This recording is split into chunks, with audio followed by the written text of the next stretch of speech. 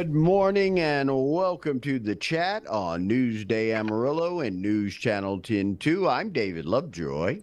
Hello, everyone. I'm Rhonda Lawnert. And beware of false knowledge. It's more harmful and dangerous than ignorance. I'm Chuckalicious. And today we're joined by our answer man. We get a little bit better. Jody Holland joins us each and every week. We sit down and talk about things that make your life just a little bit better. Getting better is all about. Jody, welcome. How are you doing this morning? On the road to Canadian, right? Yes, sir. Back over in Canadian, working with the Hemphill County Hospital District today. So glad to be with you guys. Great people. Well, Jody, we're going to talk about something, and this is something that's in the workplace that everybody struggles with, and it's number one, building a team, and especially in this environment, this business climate, it's difficult to build a team. You don't have. It's almost like college basketball. It used to be in college basketball, kids stayed till at least their junior year, Right. so they had some cohesiveness, and they learned to play together, and they built it, and you had stronger teams. You had more likelihood of a Duke or a UNLV repeating because they had built these teams. Now it's the one and done. A guy comes in for his freshman year. The next year, it's a whole new ballgame. It's sort of like that in the business world. We're having high turnovers. People are changing things in their career. It's tough to keep a team together, isn't it? Yeah, it is. And honestly, the more unstable the world appears, the more unstable work environments tend to be. And so right now, I mean, we've got so much instability in our world and uncertainty in our world, and so many people fighting back and forth that even in the workplace, people start going, oh, I don't know if I can trust this. I don't know if I can be here.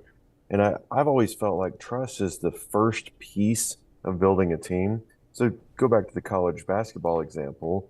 It takes time to build trust in the other players. You have to find that time and that intentionality to learn one another, to figure out what works and what doesn't work, to where we go, I know that I can be open and honest with you guys, and you know it's for the betterment of the team, and you don't get emotional or defensive about it. Within work teams, we seem to have ramped up or amped up so much of the emotion that emotion has taken over, and it's really difficult to get people to just go, hey, look, we're all here to solve the same problem. We want to work together. Let's not get bent out of shape. Let's stay calm, and let's just figure it out. But creating that calmness and that desire to be open, honest, and trustworthy, as well as trusting, it takes a lot of time, and it takes a lot of team building. And I think that's the other thing that we seem to have missed through COVID. What we used to do for team building, bring your favorite snacks on Friday, or, let's go to a game together, or let's go bowling, or let's go do something. It kind of went away for about 3 years, and I do see companies trying to bring it back, but it's different now than what it was before, because I think we got so used to just not staying connected that now we're like, I don't know if I like humans. I don't know if I want to be around all those people. I just want to go see my dog. Right. Yeah. Well, that seems to me like sometimes, and I know people in situations like this, you feel like when you go to work, you never know what you're going to get and Right. who's going to give it to you. And it almost feels like a war zone. So are there things that we can do? I mean, yes, we can go to, a ropes course and do a team building, event. Yeah. What are some simple, easy things that teams can do and maybe managers and bosses can recognize and implement that would help team building? Yeah. So I do like ropes courses, but I know there's a lot of Too. people that hate that kind of stuff. Yeah.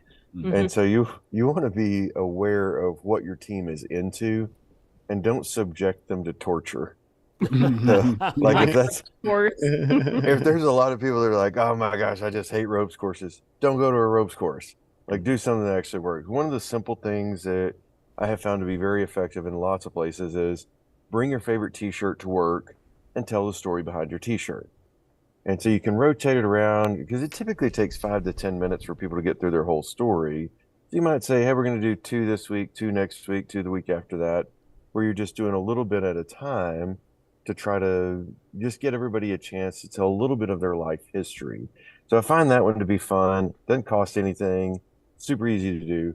Sod Poodles games are fantastic in the Amarillo market. Lots of companies do that. Love hanging out there.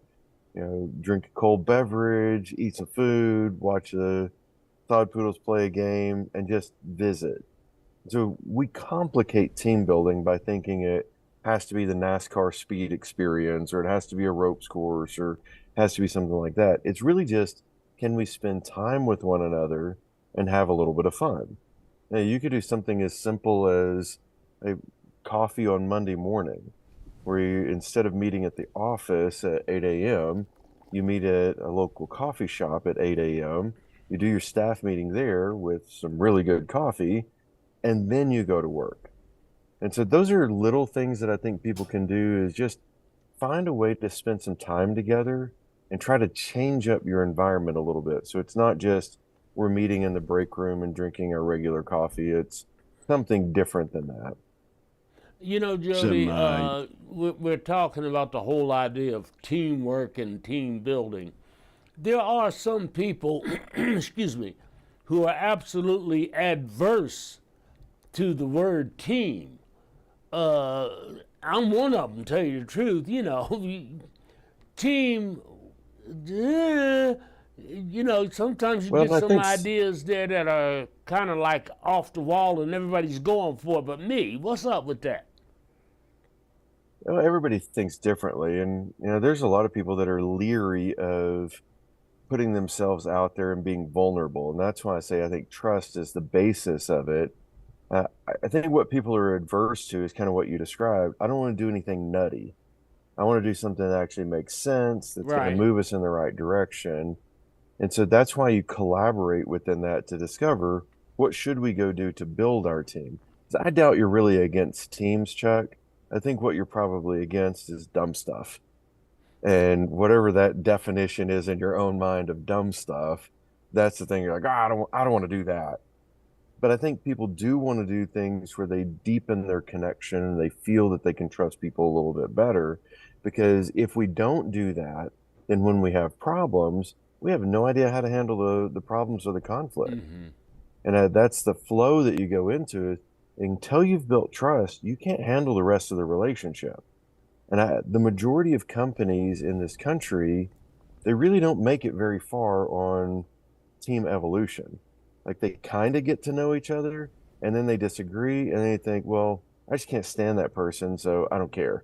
Yeah. Right. And it becomes emotional in their response, and they're stuck at that point, which that limits your profitability, it limits your potential, and it kind of keeps you stuck in this horrible loop of, well, we'll do the best we can. We're going to talk what kills a team, some do's and don'ts, from being a team member to being a leader of a team. We're hanging out with Jody Holland on the chat today. We get just a little bit better. We'll take a break. Back with more Jody right here on Newsday Amarillo and News Channel 10-2.